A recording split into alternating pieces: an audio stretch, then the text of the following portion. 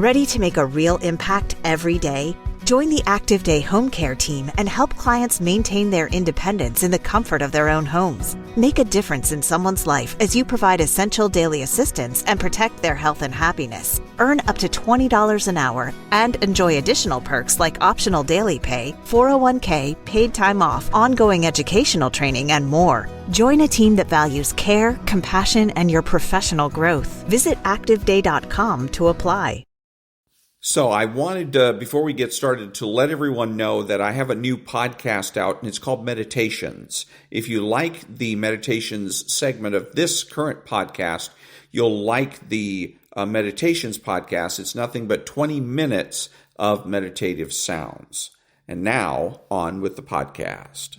Americans love scenery. We want to see it all, from one coast to the next, Mount Rushmore down to the Everglades. So hop into a Chevy Malibu and take the scenic route. It's the car you knew America could build.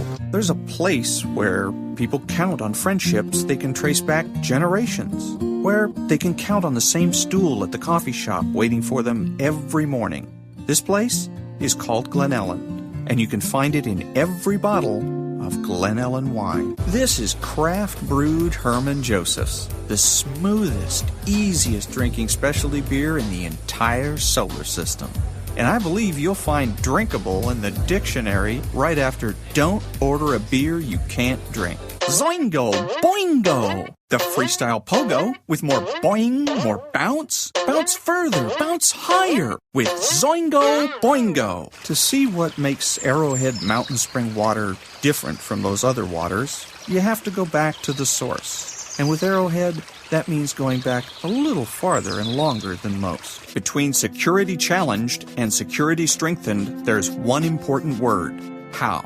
And it is the how that makes all the difference to our nation and our world. Lockheed Martin. We never forget who we're working for. What makes Kraft Singles so good? 2 out of every 3 kids don't get the recommended amount of calcium. But with Kraft Singles, they get a good source of calcium and the taste they love. Kraft Singles. Magic every single time. Throw boring overboard with a new real meal from Long John Silver's. A meal worthy of a plate, just $4.99. Only at Long John Silver's. We may not all be geniuses, but we can all do something smart. Introducing the Hyundai 199 Sonata Lease. It's a smart deal on a really smart car.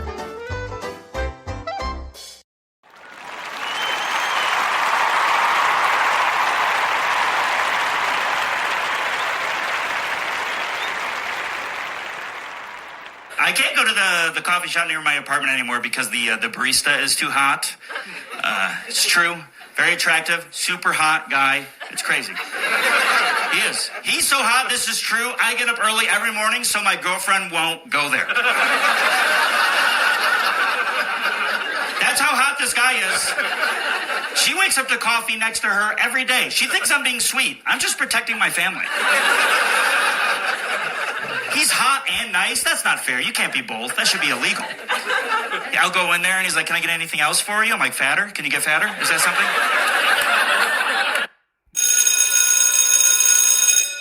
Good morning. It's Saturday, Rules Saturday, June the 21st, and this is The True Conservative. Welcome to all the butchers, bakers, and candlestick makers out there. I'm Ron, your host, and the only true conservative in the United States today. So today, after the Serenity Prayer and the patriotic song of the day, we will have no free lunch, effective interpersonal communication, rules for retrogrades, the sovereign child, motivation, meditation, and rules for patriots. All that and more when I get back.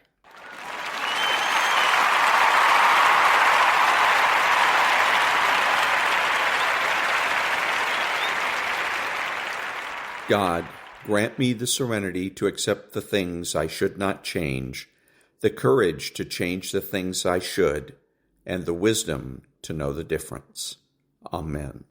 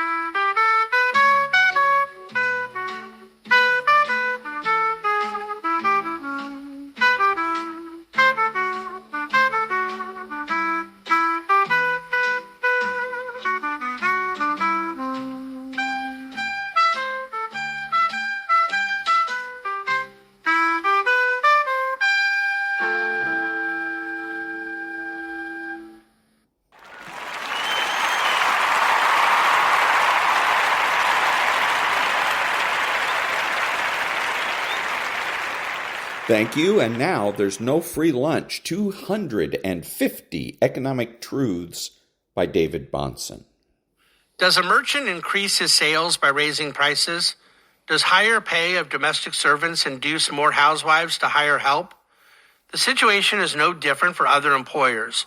The higher wage rate decreed by Congress for low-paid workers will raise the cost of the goods that these workers produce and must discourage sales.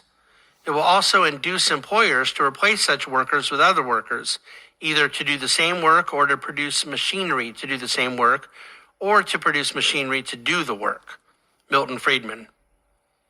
Leave it to the master to point out the unintended consequence of coerced increase in the cost of labor, a pass-through of that expense to the consumer of what the business provides. To deny this is to deny one of the most basic laws of economics, that the cost of goods is embedded in its price, and that labor is itself a contributor to the cost of goods. And that was There's No Free Lunch. Back in a minute.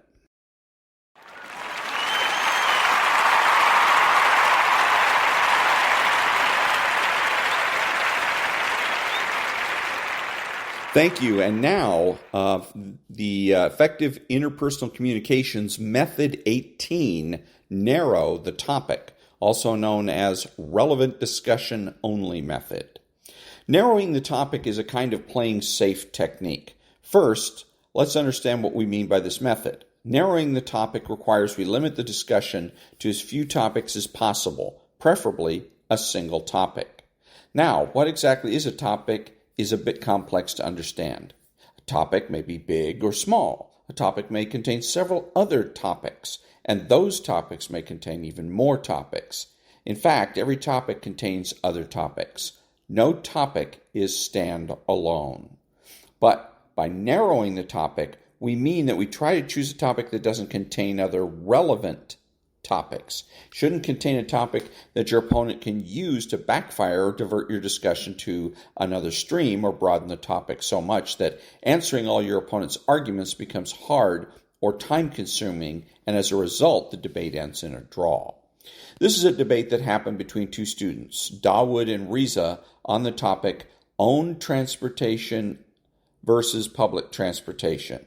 First, we will see a situation where one of them accidentally broadens the topic and the topic changes to something else. Then we will see a situation where the same person keeps the topic narrowed so the other person doesn't get a chance to get off the topic and start discussing something else. Dawood, we should use public transport because owning our own transport creates pollution and clogs the roads. Factories and power plants are already creating so much pollution, which is causing global warming. We shouldn't add to that by moving millions of cars. Reza, climate keeps changing. Last year, a 40-year record was broken by the enormous level of snow that fell in the southern United States. There's no conclusive proof that global warming is occurring or if it's occurring. It's caused by humans. For one, it hasn't warmed since 1998. For the other, there are natural variations and they keep occurring. Some years are colder and others are hotter. Now, what Reza says doesn't give the whole picture. There are even some false statements in his words. But Dawood doesn't know much about this subject, and he hasn't come prepared to argue over global warming, so he doesn't know how to answer. Here, Dawood makes a mistake. He should just have stuck to the obvious negative impacts of owning your own transport. He shouldn't have gone into detail about what further damage those negative impacts cause. Here, he could have just stopped after saying that more vehicles create more pollution. He didn't need to add that pollution causes global warming. Everybody knows vehicles create pollution because it can be seen and felt. Smoke coming out from vehicle exhaust spoils the atmosphere and smells unpleasant and causes difficulty breathing. Everybody can see that. Global warming, on the other hand, is an abstract concept. Because we've been studying it since childhood, we think that everybody must believe in it, but there are some people who, despite what scientists say, deny it. Of course, they are relatively few in this case, but regarding other topics, you might encounter more people opposed to your view. Now, let's repeat the above conversation. This time, Dawood applies the narrow the topic method.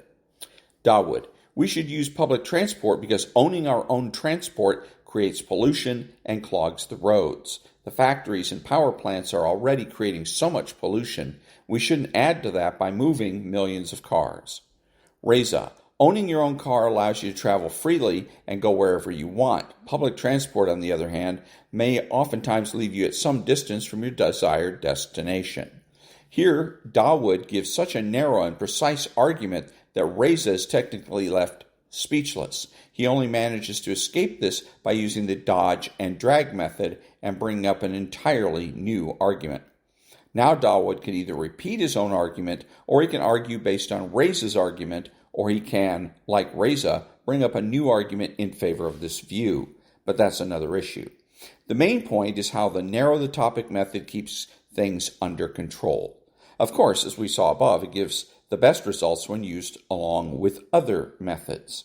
In a debate, no opinion is the true opinion. Some people support capitalism, some support communism, some support a balanced diet, some support limited diets like vegan, keto, etc. Some like living in the countryside and don't understand those who'd like to live in a city, and vice versa.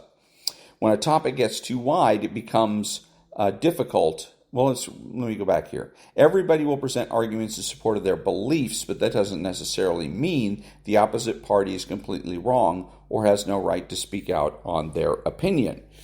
And if we come to terms, that's not true.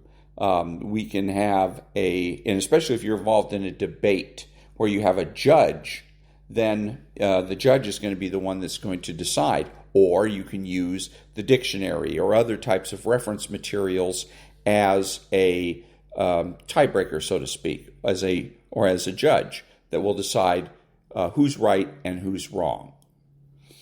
Okay, back to the book. When a topic gets too wide, it becomes difficult for you to answer every single one of your opponent's points. The same applies to your opponent. For example, if you tell your opponent you're wrong for this, and this reason, then your opponent replies, your first reason is wrong because of this and this reason. Your second reason is wrong because of this, and this reason. Your third reason, along the way, he adds a few other arguments in favor of his point of view, which you then feel obliged to reply to.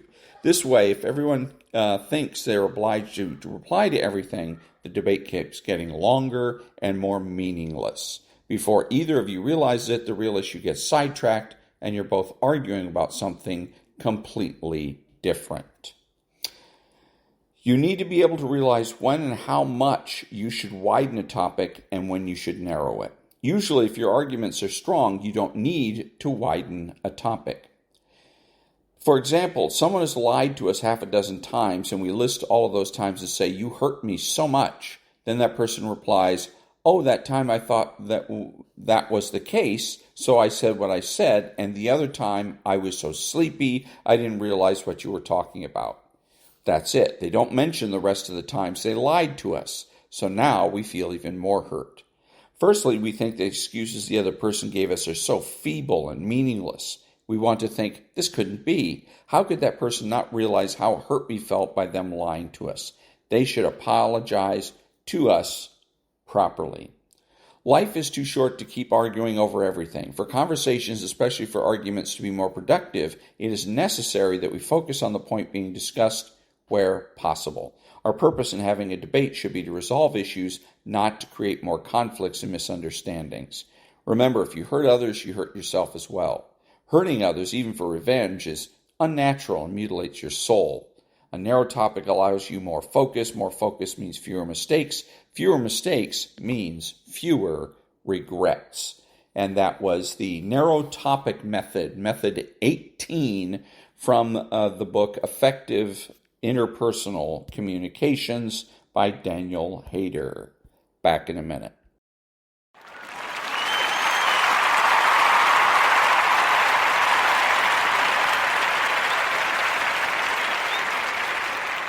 Thank you. And now, rules for retrogrades.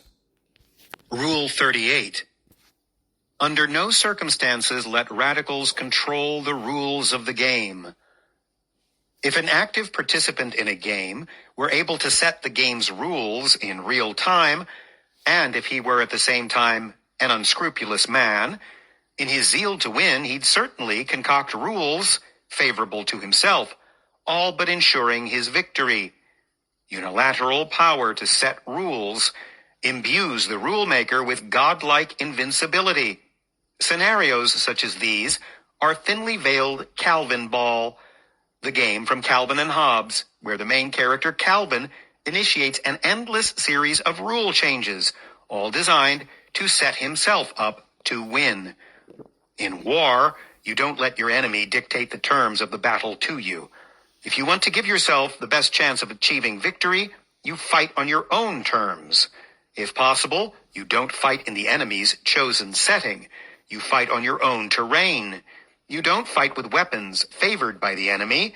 You fight with the weapons he fears most. You don't fight him at a time when he expects it. You fight him at the time he least expects it. You don't fight with tactics the enemy prefers. You fight him with tactics of which he's ignorant. Radicals have long been dictating to conservatives our rules of engagement, the rules controlling the outcome of our battle. Radicals have made a habit out of dictating those topics which are acceptable in public discourse. Through the bludgeon of political correctness, they've assumed the power to tell us what language we can use and what language we can't use when describing a problem. We can no longer speak our minds with clear diction. Instead, we're told to use muddled niceties out of sensitivity to the feelings of an ostensible victim class.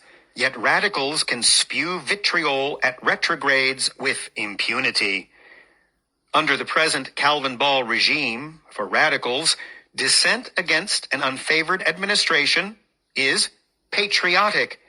On the other hand, when retrogrades dissent against an administration favored by radicals, it's an affront to the dignity of the office.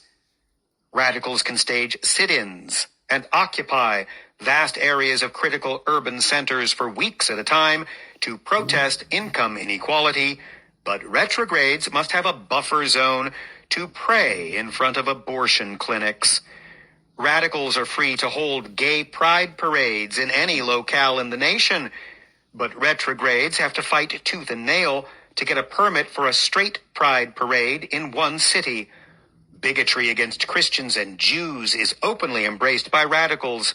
Yet, if a retrograde so much as hints that Islam may be prone to violence, they are branded as hateful and Islamophobic.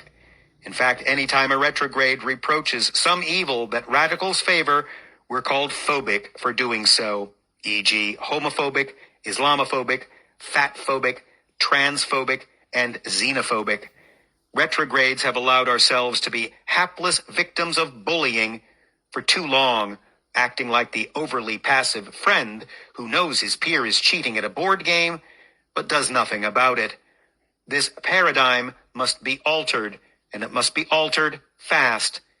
If retrogrades are to prevail in the ongoing political cultural war, we cannot resign ourselves to sheepishness in the face of radical imperiousness. There's nothing to stop us from insisting on our own set of rules.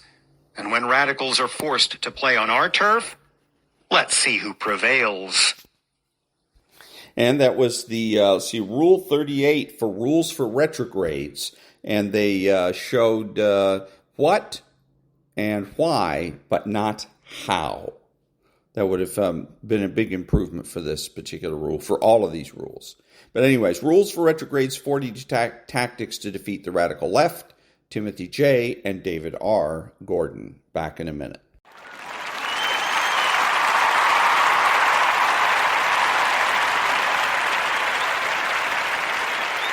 Thank you. And now, The Sovereign Child by Aaron Struppel. And I'm going to skip up to Chapter 10, Philosophical Underpinnings. I'm going to read part of this chapter. This is going to be done. Chapter's going to be covered over the course of several weeks.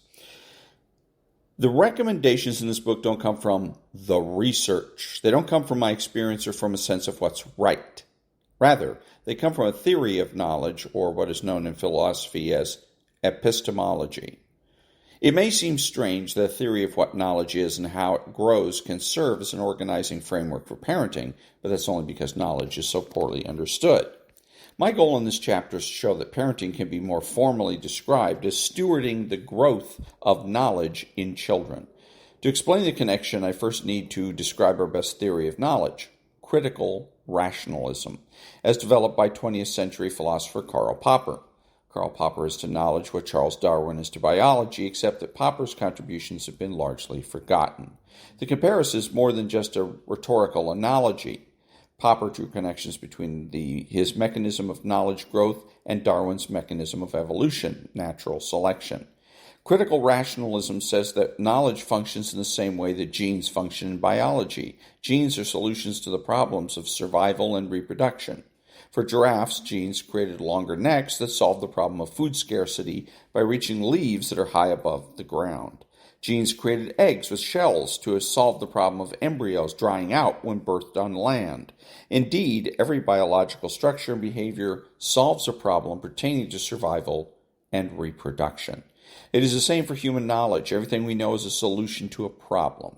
The mechanism of the growth of human knowledge parallels that of genetic knowledge. In broad strokes, genes solve new problems via a variation in natural selection. Genes constantly mutate as they replicate across successive generations. While most of these mutations are harmful, sometimes a mutation solves a problem of survival in the gene's environment better than other versions of that gene. When that happens, the mutated version of the gene is preserved and spread among the subsequent generations at the expense of the other variations of that gene. In principle, this process is without end. Life can continue to solve new problems after new problem by way of mutations and natural selection forever, producing endless varieties of biological forms and behaviors. Human knowledge growth is likewise the story of solving an endless sequence of problems through a process of variation and selection. But with human knowledge, the problems are not limited to survival. They can be about anything, either in the real world or imagined. And instead of mutation, the engine of variation is conjecture or creative guesswork. Selection consists of, first, criticizing all of our candidate guesses, and second, choosing only the guess that seems to work the best. Often this involves actually trying out the guess in the real world to see if it solves the problem in question.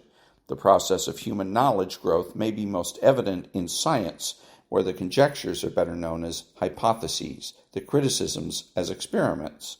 There's no surprise that Popper began as a philosopher of science and only later realized that his description of scientific knowledge growth generalizes to all domains, such as art, politics, and morality.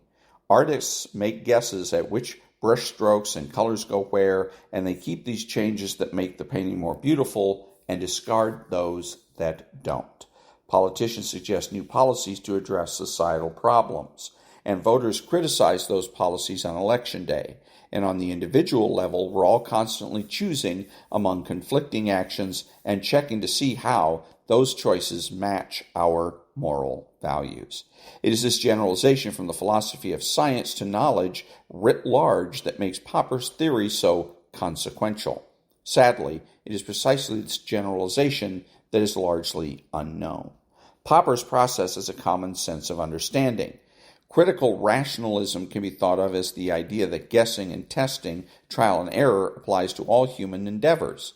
Interestingly, this characterization carries the stigma of being simplistic, childish, or brutish, even though it captures the essence of epistemology better than entire volumes of philosophy. This ignoble characterization of guessing and testing might be the reason Popper's work never took hold out of science.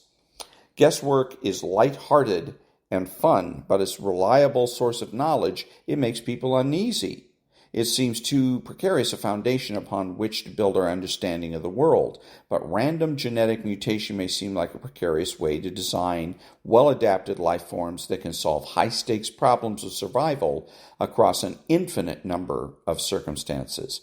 And yet, that is precisely what has happened for billions of years. With each new offspring, genes have a new opportunity to try out different mutations that span the entire space of biological designs. Considering the staggering number of offspring that have ever existed, improbable successes have had ample opportunity to emerge and demonstrate their fitness. Similarly, when guesses at solutions in human affairs flow freely across the infinite range of possibilities, Solutions can pop up that are so well suited to the problem that we may wonder why we didn't realize it before. Notice the deep connection between freedom and the growth of human knowledge. The former is a prerequisite of the latter. But freedom alone is not enough. Just as genetic variants are culled by their environment, so our candidate solutions must be winnowed down by intense criticism. Effective winnowing must focus solely on whether the candidate solutions truly solve the problem in question. For a process like guesswork to be reliable, bad guesses must be rooted out quickly, and most guesses are indeed bad.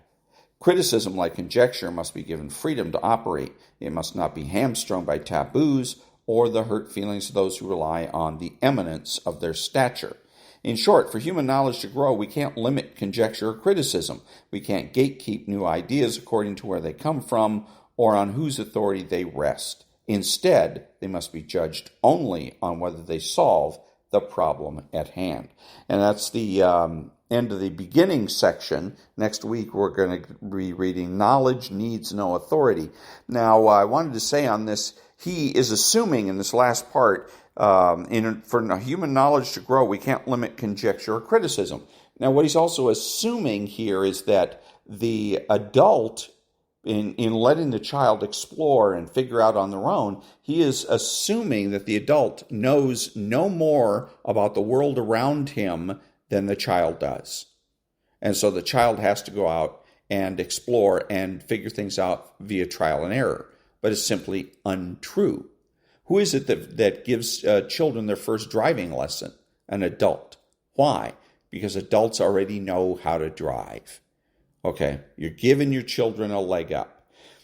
Also, as far as epistemology is concerned, epistemological issue throughout the centuries has been, for 2,000 years, whether or not knowledge is innate. In other words, you're born with all the knowledge you're going to have, and all you do is simply recall that knowledge. It's called anamnesis. Or are you born a blank slate, and then you learn as you go along? Apparently, this theory is the one of innate knowledge, which is baloney on its face. And what we really have is we're blank slates. We all see that. Anybody that's dealt with a baby, an infant, children, and watch how they develop and grow and learn as they get older knows that knowledge is acquired and not innate. So anyways, that was the chapter 10, the first part of chapter 10 of the book The Sovereign Child. Back in a minute.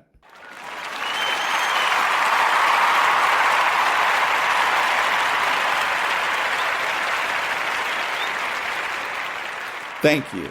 Now, let's get motivated. The reason most people fail is because they give up what they want most for what they want now. That thing that's holding you back, that thing that's dragging you down, that thing is you. It's you. Nobody else.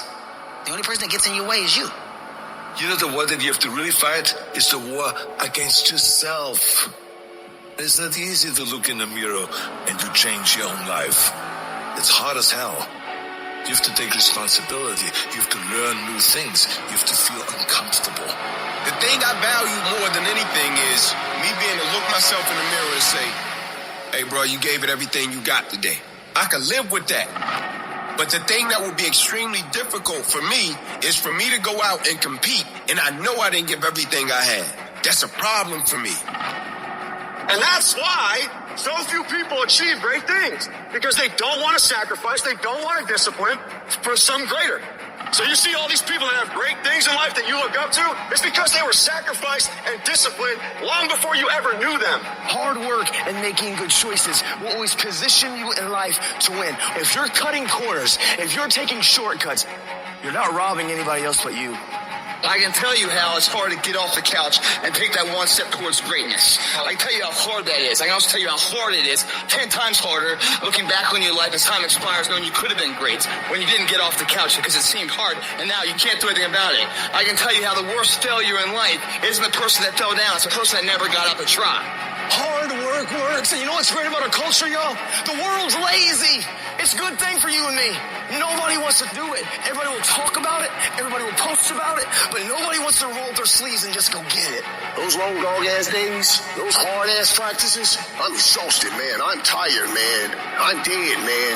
Yeah, that's process. And in process, what do we get? We learn who's committed. We learn this is what it takes to be a champion. Some of you're going to lose it all. You're going to lose that house if you keep being average. You're going to lose your family if you keep being average. You're going to lose that job if you keep being average. You're going to lose it because nobody wants to be average. You will live in the reality that you build. You have to understand that every decision you make, you live with that decision. Every effort you put forth. If you put forth an average effort, you will live an average life. You will live in what you build. It's time to put your pieces together of your puzzle. I'll put mine together. I want to run my life because it's my life. I understood that the dream is real, but the lifestyle is real. You want the lifestyle, but you don't want to earn it. You got to earn it. Some of what you want, some of what you're trying to get ain't in the comfort zone. And so if what you want is not in the comfort zone, you got to come out of the comfort zone to get what you want. Why are you in school when you don't have to be in school? I want to live a phenomenal life. Why are you writing books when you don't have to write books? I want to live a phenomenal life. You're building it. Every decision you make, you're building it. Every shortcut you take, you are destroying it. Every corner you cut, you're tearing it down. It's your life. You're going to have to live in it. You are not a victim of your circumstances. You are a product of your effort. You are the sum total of the decision that you made and the effort that you put forth. So if you do not like what you see, if you do not like where you're going, do something about it. When it comes to our effort, the energy that we put forth, the way we go at the day, the way we handle the day, the time we wake up, the time we go to sleep, you are going to be intentional, you're going to be deliberate, you're going to be strategic. That means that there's not a day that's going to go by, there's not an hour that's going to go by, there's not a minute that's not going to go by that is not accounted for. Push through pain enough, and there's glory on the other side of it. But you got to get through it. You need to work an hour longer. You need to run just a little faster. You need to put 5 more pounds on the rack. That's the effort you need to be great. That's the sacrifice that you have to put in order for you to get to the next level that you need to be at. And your grind has to match your dream. I need you to pick your grind up. There's nothing wrong with your dream. You have a great dream with a little grind. There's nothing wrong with the opportunity. You're not giving 120. You're giving 70. You're giving 60. You're giving 50. And you want what these people who's giving sweat, who's giving blood, who's giving tears, you want what they paid for, and it ain't free. These little tests, the little tiny details of life, makes that dream a possibility. You see what pushing through that is, facing it, meeting it head on, that fear, that pain, whatever else, how you can beat it back. You've done it here day in, day out, and you don't fall down. If you fall down, get back up and keep getting back up. That's what we do when we put forth 120. That other stuff, I don't know who that is, but that ain't us. This ain't for the weak and the uncommitted. Sometimes it's going to hurt. Sometimes it's going to be painful. But if you want it, you got to go get it. You got to play hard for it. Yep, it's difficult. Why? Because the process is weeding out the weak. You're the master of your life. You're not the servant anymore. You are running the day. The day is not running you. That is freedom, guys. I dare you to try it for 30 days. I dare you to go to school, sit up front, shut up, do your homework, do the test, and show them what you're really working with. And it's time for you to act like you got some sense and make it happen. And that was Motivation. Back in a minute.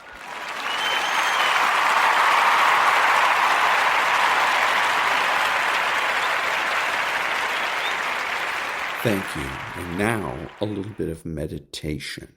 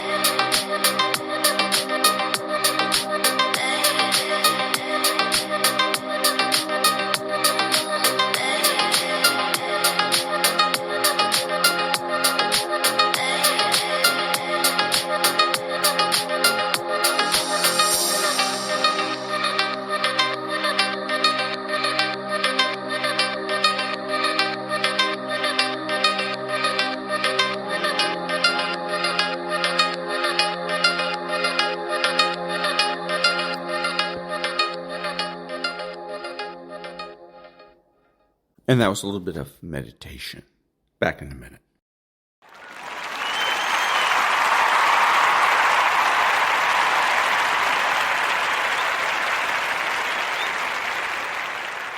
Thank you. And now we get a little bit of Fox and Friends Saturday. Sounded not too pleased with DNI Tulsi Gabbard and her take on Iran's nuclear program. Here's that moment. What intelligence do you have that Iran is building a nuclear weapon? Your intelligence community has said they have no evidence that they are at this point. Well, then my intelligence community is wrong. Who in the intelligence community said that? Your director of national intelligence, Tulsi Gabbard. She's wrong. Okay, so there he's wrong in the way he handled it. What he should have said was, where did you get this idea? And then they come back and they say, well, there's a report or whatever their source is for this particular information. And then you say, no, there isn't. There is no such report. Now, by doing what he did, handling it the way he did, now he becomes the story. She becomes the story. Their relationship becomes the story. And then it goes on to be, well, there's a rift in the White House. Then it's going to be, are you going to fire Tulsi Gabbard? Instead of the real story, which is whether or not Iran has the bomb, is close to the bomb, and what we should do about it. Back to the story. Or told Congress this back in March. IC continues to assess that Iran is not building a nuclear weapon, and Supreme Leader Khamenei has not authorized the nuclear weapons program that he suspended in 2003. But in a new ex-post, Gabbard is accusing the media of taking her testimony out of context to manufacture division. She maintains that the U.S. has intelligence that Iran has the capability to produce a nuclear weapon within weeks or months, adding that she and the president are on the same page that Iran cannot have one. Okay, so she is correct that the media is trying to create a story. They're making news. They're trying to create the story is not going to be about Iran. It's going to be about the administration and how competent the leadership is and things of that nature. The problem is that both she and the president are not handling it well. By simply going after or questioning the source of the information, they can go ahead and put the burden or the onus on the reporters where it belongs in the first place. Because when the reporter comes up and asks the president question, the question is based on an offhand remark. It's based on an offhand remark. And offhand remarks are asking you to take their word for it. Remember, you don't have to take somebody's word for it. You want to consider, of course, do you trust this person? They come into your house and say, it's raining outside, better get your umbrella. Now, if you trust them, you'll do that. But if you don't, you'll probably go check yourself. Or you could just deny it and say, no, it isn't raining. You could do something like that. So the same thing goes here. I wouldn't trust anybody in the news media farther than I could throw them. So if they come up and they say, well, there's a report that says Tulsi Gabbard is contradicting you or something like that, I'd say, no, there isn't. Now the burden of proof is on them. Back to the story. A senior White House official tells our Jackie Heinrich there is no daylight between Gabbard's testimony and what the White House has been projecting, saying that just because Iran is not building a nuclear weapon does not mean Iran was not close. Still, the New York Times reports the president has been frustrated with Gabbard for months, even telling her he believes she's using her role to set herself up for higher office.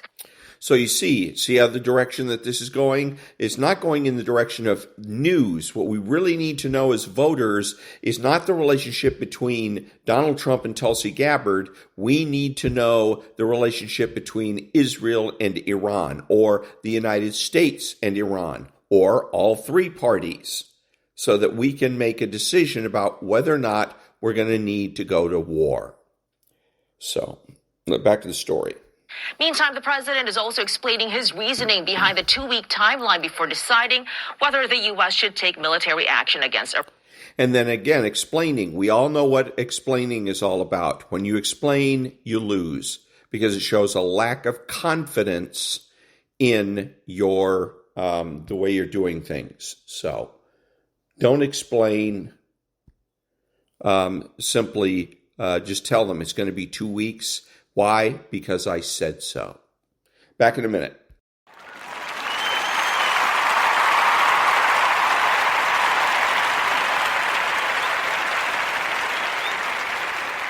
Thank you. And now, Varney and Company from yesterday. We had a sharp V-shaped recovery off of those April lows, but you look underneath the surface and you're starting to see stocks partying like it's 1999. To me, like it's a bullish bull road. It's going to be a long 2 weeks. Investors just need to expect there's going to be ongoing volatility depending on what the headline says. I don't think it's a disaster either way, and I think on any pullback, it's an opportunity for the long-term investor. The president has to do all he can to pursue diplomacy. We need to see if there's an imminent threat. That really, I think, at the end of the day, is what will dictate the next step. If he can...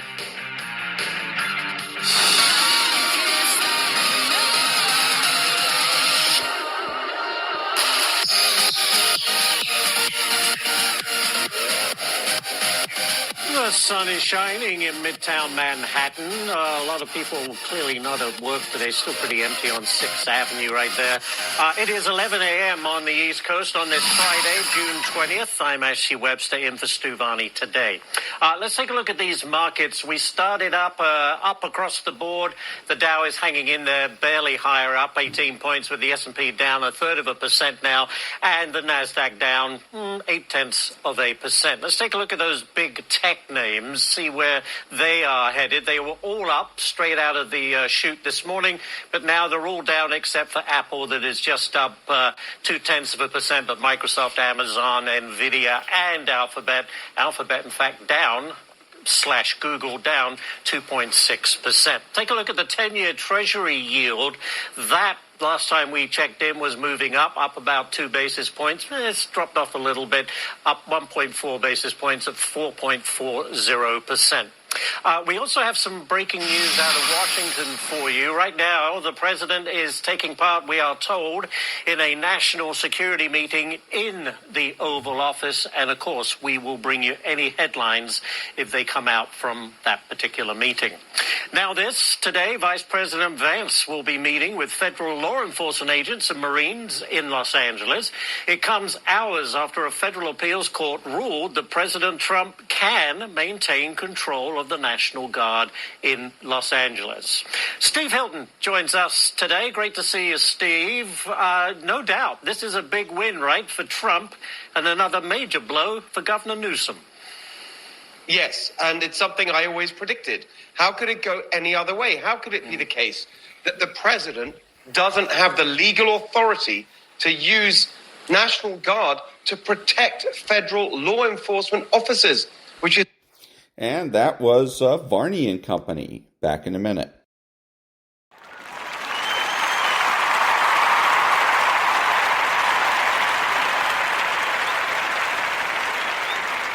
Thank you. And now from a book that's called Good Inside. What's the opposite of understanding? For this argument's sake, it's convincing. Convincing is the attempt to prove a singular reality, to prove that only one thing is true. Convincing is an attempt to be right, and as a result make the other person wrong. It rests on the assumption that there's only one correct viewpoint. And then my question is this supposed to be convincing? Further, convincing has one goal in mind, being right. And here's the unfortunate consequence of being right. The other person feels unseen and unheard, at which point most people become infuriated and combative, because it feels as if the other person does not accept your realness or worth. Feeling unseen and unheard makes connection impossible. Understanding two things are true and convincing one thing is true are diametrically opposed ways of approaching other people, so a powerful first step in any interaction is to notice which mode you're in. When you're in one thing is true mode, you're judgmental of and reactive to someone else's experience because it feels like an assault on your own truth. As a result, you will seek to prove your own point of view, which in turn makes the other person defensive because they need to uphold the realness of their experience. In one thing is true mode, exchanges escalate quickly. Each person thinks they're arguing about the content of the conversation when in fact they're trying to defend that they are a real, worthy person with a real, truthful experience. And again, is this convincing? Back in a minute.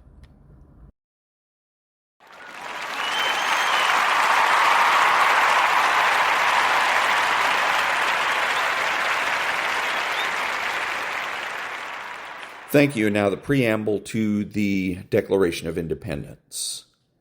We hold these truths to be self-evident, that all men are created equal, that they are endowed by their Creator with certain unalienable rights, that among these are life, liberty, and the pursuit of happiness, that to secure these rights, governments are instituted among men, deriving their just powers from the consent of the governed, that whenever any form of government becomes destructive of these ends, it is the right of the people to alter or to abolish it, and to institute new government, laying its foundation on such principles and organizing its powers in such form as to them shall seem most likely to affect their safety and happiness.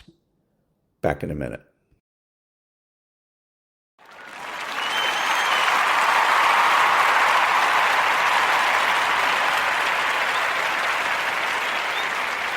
Thank you. And now, what does the phrase, if you're explaining you're losing, mean in debates? This was said by Ronald Reagan, speaking of political campaigns. From the perspective of your audience, if you have to explain yourself, you come off looking desperate to convince. As a consequence, you lose the high ground. From a more philosophical perspective, when you have a clear conscience and strong conviction towards the positions you take, your values, truth, and direction, you don't need the opinions or consent of others. As a consequence, you don't need to explain yourself.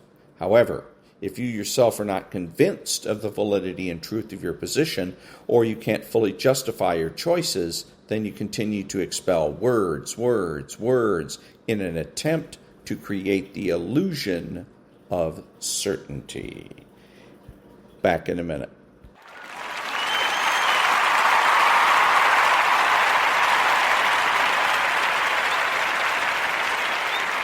Thank you. Now, Moral Politics, How Liberals and Conservatives Think, by George Lakoff. Radial categories. Radial categories are the most common of human conceptual categories. They are not definable in terms of some list of properties shared by every member of the category. Instead, they are characterized by variations on a central model. Take the category mother. The central model is characterized by 4 submodels. 1. The birth model. The mother is one who gives birth. 2. The genetic model. The mother is the female from whom you get half your genetic traits. 3. The nurturance model. Your mother is the person who raises and nurtures you. And 4. The marriage model. Your mother is the wife of your father. In the most basic case, all conditions hold. But modern life is complex, and the category extends to cases where only some of these conditions are met. Hence, there are special terms like birth mother, genetic mother, foster mother, stepmother, surrogate mother, adoptive mother, and so on. Another example of a radial category is forms of harm. The central case is physical harm, but the category also includes kinds of harm that are metaphorically understood in terms of physical harm. Example, financial harm, political harm, social harm, and psychological harm. Our courts recognize that these are all forms of harm, yet they also recognize the centrality of physical harm, for which the most severe penalties are usually reserved. Radial categories, with central cases and variations on them, are normal in the human mind. And as we shall see, the categories of conservative and liberal are also radial categories. This is important to realize because conservative and liberal are very complex categories with a great many variations. The theory of radial categories allows us to account for both the central tendencies and the variations. For an introduction to radial categories, see Lakoff, 1987, and references, section A2. Types of prototypes. The central members of radial categories are one subtype of a general phenomenon called prototypes. See references, section A2. There are many types of prototypes, and it is important to discuss them at the outset, since they will play a major role throughout the book.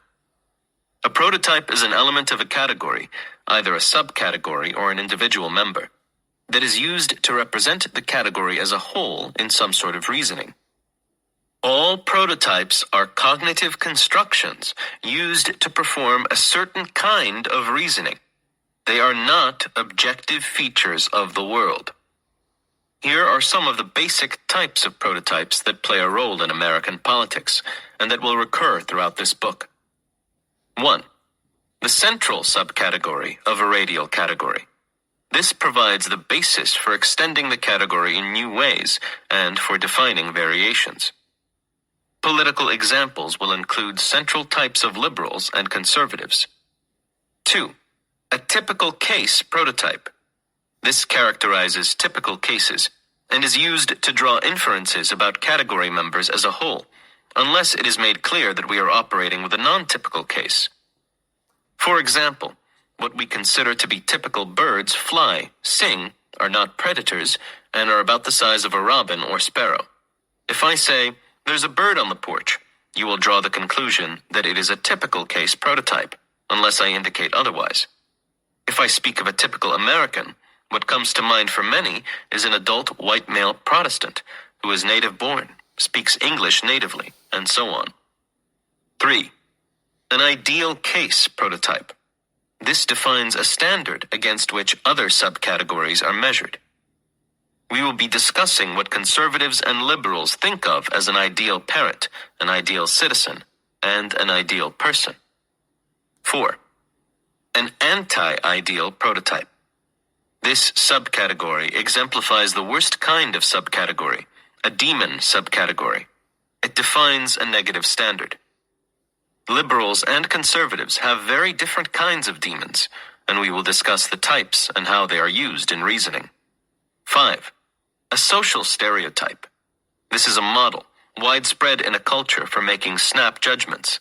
Judgments without reflective thought, about an entire category, by virtue of suggesting that the stereotype is the typical case. Social stereotypes are commonly used in unreflective or biased discourse. Examples include the drunken Irishman, used to suggest that the Irish typically drink to excess, the industrious Japanese, used to suggest that the Japanese are typically industrious, and so on. Ethnic and gender stereotypes constantly enter into political discourse, as do political stereotypes. Stereotypes can either be based on myth or on individual well-known examples. 6. A salient exemplar. A single memorable example that is commonly used in making probability judgments or in drawing conclusions about what is typical of category members. It is commonplace in political discourse to use a salient exemplar as if it were a typical case. For example, popularizing the case of a single welfare cheater to suggest that everyone on welfare cheats. 7. An essential prototype. This is a hypothesized collection of properties that, according to a commonplace folk theory, characterizes what makes the thing the kind of thing it is, or what makes a person the kind of person he is. Essential properties of birds are, among others, that they have feathers, wings, and beaks, and lay eggs. Rational thought is seen as an essential property of human beings. In moral discourse, the notion of character is seen as defined by an essential prototype. Your character is what makes you what you are and determines how you will behave. None of these should be strange or unfamiliar. All of these are normal products of the human mind, and they are used in normal everyday discourse. There is nothing surprising about their use in politics, but we do need to be aware of how they are used. It is important, as we shall see, not to confuse a salient exemplar with a typical case, or a typical case, say the typical politician, with an ideal case, like the ideal politician. The present book. In my previous writings, I have been concerned with the details of conceptual analysis and their consequences for such fields as cognitive science, philosophy, and linguistics. The present book came out of such routine research. Around the time of the Conservatives' victory in the 1994 elections, I happened to be working on the details of our moral conceptual system, especially our system of metaphors for morality. During the election campaign, it became clear to me that liberals and conservatives have very different moral systems, and that much of the political discourse of conservatives and liberals derives from their moral systems. I found that, using analytic techniques from cognitive linguistics, I could describe the moral systems of both conservatives and liberals in considerable detail, and could list the metaphors for morality that conservatives and liberals seemed to prefer. What was particularly interesting was that they seemed to use virtually the same metaphors for morality, but with different, almost opposite, priorities. This seemed to explain why liberals and conservatives could seem to be talking about the same thing and yet reach opposite conclusions, and why they could seem to be talking past each other with little understanding much of the time. At this point, I asked myself a question whose answer was not at first obvious. What unifies each of the lists of moral priorities? Is there some more general idea that leads conservatives to choose one set of metaphorical priorities for reasoning about morality, and liberals another? Once the question was posed, the answer came quickly. It was what conservatives were talking about nonstop: the family. Deeply embedded in conservative and liberal politics are different models of the family. Conservatism, as we shall see, is based on a strict father model, while liberalism is centered around a nurturant parent model. These two models of the family give rise to different moral systems and different discourse forms, that is, different choices of words and different modes of reasoning. Once we notice this, a deeper question arises. Can we explain what unifies the collections of liberal and conservative political positions? Do models of the family and family-based moral systems allow one to explain why liberals and conservatives take the stands they do on particular issues? The problem is a difficult one. Consider conservatism. What does opposition to abortion have to do with opposition to environmentalism? What does either have to do with opposition to affirmative action, or gun control, or the minimum wage? A model of the conservative mind ought to answer these questions, just as a model of the liberal mind ought to explain why liberals tend to have the cluster of opposing political stands. The question of explanation is paramount. How precisely can one explain why conservatives and liberals have the clusters of policies they have? Even the basics of conservative and liberal discourse require explanation. Conservatives argue that social safety nets are immoral because they work against self-discipline and responsibility. Liberals argue that tax cuts for the wealthy are immoral because they help people who don't need help and don't help people who do need help. What moral systems lead each of them to make these arguments and to reject the arguments of the other? Why do conservatives like to talk about discipline and toughness, while liberals like to talk about need and help? Why do liberals like to talk about social causes, while conservatives don't? The answers, I will argue, come from differences in their models of the family and in family-based morality. From the distinction between what I will call the strict father and nurturant parent models. The link between family-based morality and politics comes from one of the most common ways we have of conceptualizing what a nation is, namely, as a family. It is the common, unconscious, and automatic metaphor of the nation as family that produces contemporary conservatism from strict father morality and contemporary liberalism from nurturant parent morality.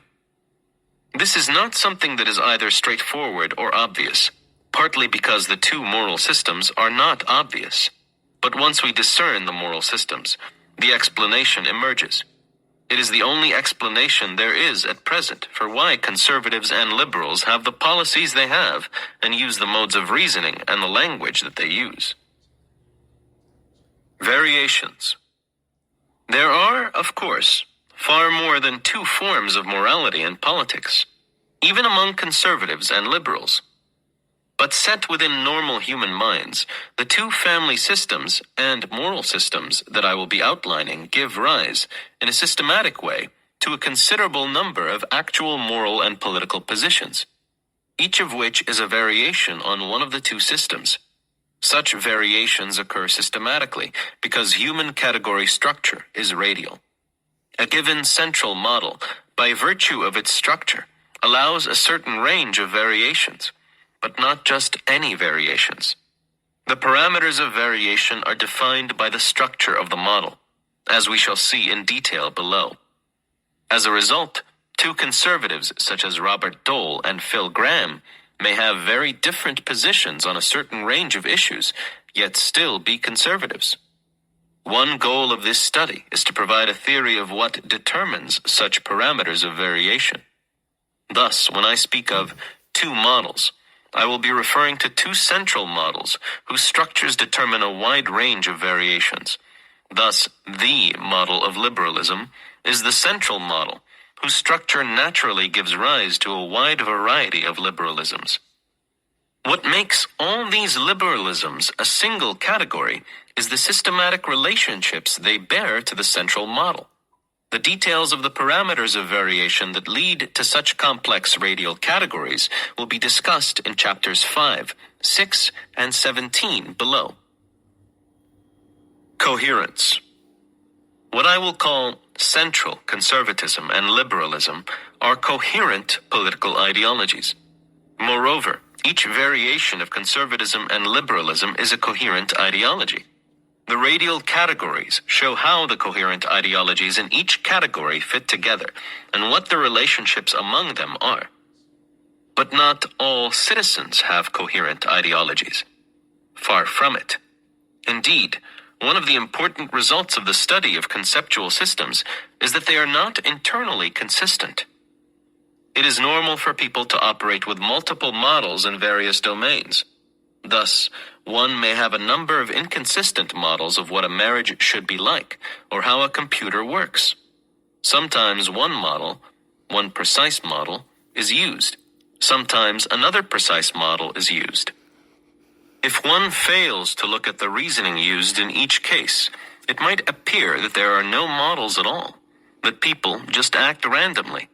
But a look at forms of reasoning used on a case-by-case basis reveals that, for the most part, different models are being used in different instances. One of the things cognitive scientists do is to study as precisely as possible each of the models being used, so that one can see, on any given occasion, the kind of reasoning being employed. That is one of the goals of this book. So far as I have been able to tell, there are two major categories of moral and political models for reasoning about politics, conservative and liberal. Most voters have some version of each model, and commonly apply different models to different issues at different times. The question asked here is, what are the models being applied? One way of understanding recent electoral history is that voters have applied one model in presidential elections and the other in congressional elections, reproducing the strict father and nurturant mother in the national family. During the Cold War, we had strict father presidents and nurturant mother congresses. With the end of the Cold War and the turn to domestic issues, the country first chose a nurturant parent president and then turned to a strict father Congress. Again, voters may not be consistent in the use of their models. A strict conservative and a strict liberal each has coherent political views. They don't go back and forth between models from time to time and issue to issue. The models described here are those of strict conservatives and strict liberals. In short, the models define coherent ideologies. What conservative and liberal political leaders and ideologues do is try to get voters to become coherent in their views, to move to one pole or the other. That is, to be entirely liberal or entirely conservative over the full range of issues. Because people do not use the same models in all aspects of their lives, a political conservative could very well use the nurturant parent model in his family life but not in his political life. Just as a political liberal could use strict father morality in his family life, but the nurturant parent model in his political life. Strict fathers can be political liberals, and nurturant parents can be political conservatives. Contemporary conservative politics tries to link the family use and the political use of the models more closely, to point out that conservatives have the strict father model of the family, and to convince others with the strict father model of the family that they should be political conservatives. I suspect that they are being successful at convincing people who believe in and identify with the strict father model of the family to vote conservative. For example, blue-collar workers who may previously have voted with liberals because of their union affiliation or economic interests may now, for cultural reasons, identify with conservatives and vote for them, even though it may not be in their economic interest to do so. There is no logical contradiction between the use of one model as the basis of actual family life and the use of the other as the basis of one's politics. But logic is not what is at issue. There is more cognitive coherence and less cognitive dissonance if your politics is governed by the same model of the family that you use in your home life. This book attempts to say what it means to be entirely liberal or entirely conservative. In working out the details, we will also see what it means to have a liberal or conservative view on each particular issue. In this way, we will also be able to discern the forms of reasoning used on each issue by voters who go back and forth between models from time to time and issue to issue. As a result, we can get a handle on the complexity of political thought. What is explained? One ought to ask a very pointed question at the outset. If you are going to characterize a great many variants of two models, as well as variations in the use of the models, what is explained? Given all the variation within categories and variation in the use of categories, can't you account for just about anything? The very question reveals a misunderstanding of the enterprise. The point is not just to categorize. Classification in itself is relatively boring. The models do many things. First, they analyze modes of reasoning. Second, they show how modes of reasoning about different issues fit together. Third, they show how different forms of, say, conservative reasoning are related to each other in such a way that they are all understood to be instances of conservatism. Fourth, the models show the links between forms of political reasoning and forms of moral reasoning. Fifth, the models show how moral reasoning in politics is ultimately based on models of the family. And sixth, there must be an explanation of why the models fit together as they do. Okay, so I'm going to leave it there on this particular chapter. We're going to go pick up next week on the following chapter. That the important point to notice here is what he is doing he is convincing, but he does it psychologistically. So it's more along the lines of brainwashing.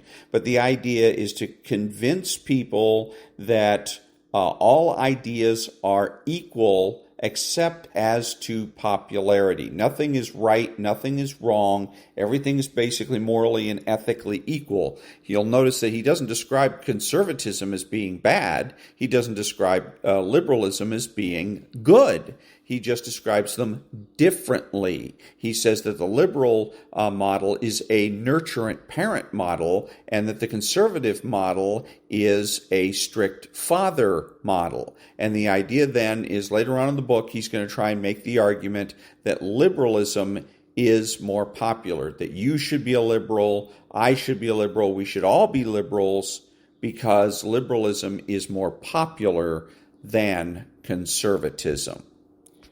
And that was Moral Politics, How Liberals and Conservatives Think by George Lakoff. Back in a minute.